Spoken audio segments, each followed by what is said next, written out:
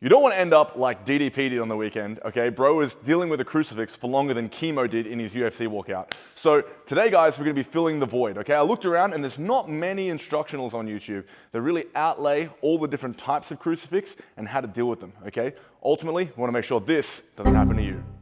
Crucifix is a horrendous position to get stuck in. If you look at the picture of DDP here, bro looks like he forgot he left the oven on back at home, okay?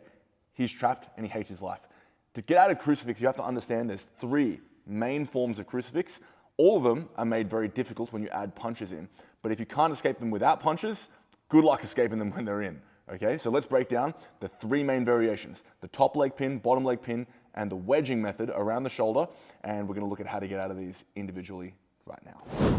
So first up, we have the top leg pin. The top leg pin, super annoying, okay? So a few considerations first and foremost. I don't want to allow him to instantly mount me, so I'm going to start out by monitoring his inside hip with my knee just a bit here, okay? What I want to play for in this position is an ability to turn onto my side. When he's very close here, he can really turn my body and not allow me to turn into my partner here. So first things first, what I'm going to do is shoot my shoulder forward to try and help me punch up and get onto my side here.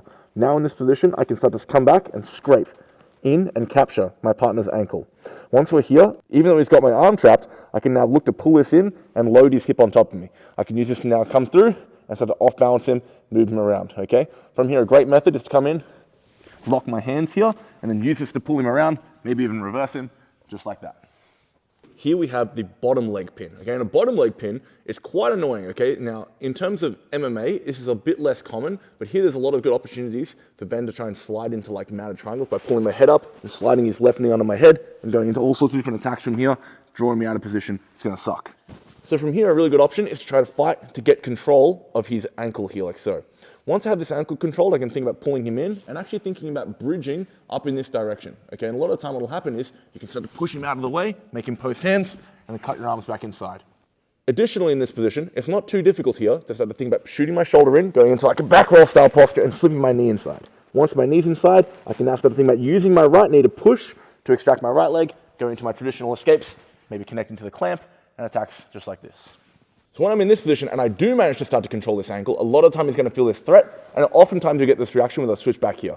Now from here, I go immediately back into our bottom leg pin strategy, scraping this in, hinging his hip, and then going into our reversals and our escapes from here.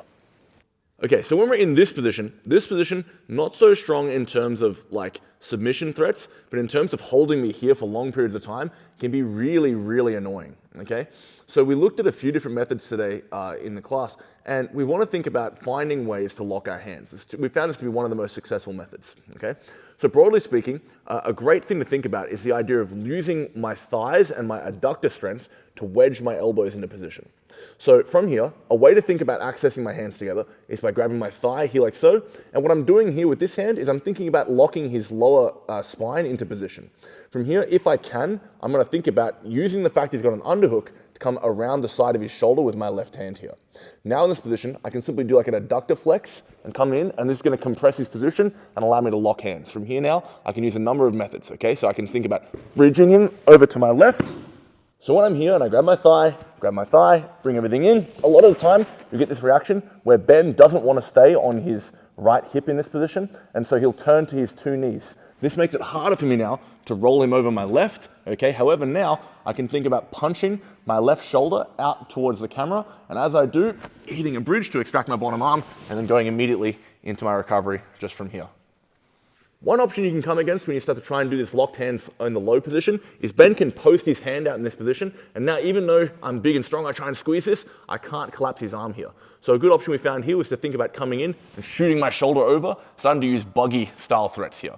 So just by anchoring my hand into my own thigh here, I can start to think about kipping, pushing, pulling, moving myself around, try and slip my knees back inside and get into my recovery just like this.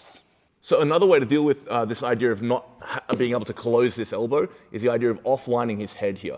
And a surprisingly effective method of this is to bridge and punch through and actually come to a 10 finger and ideally work into locked hands here.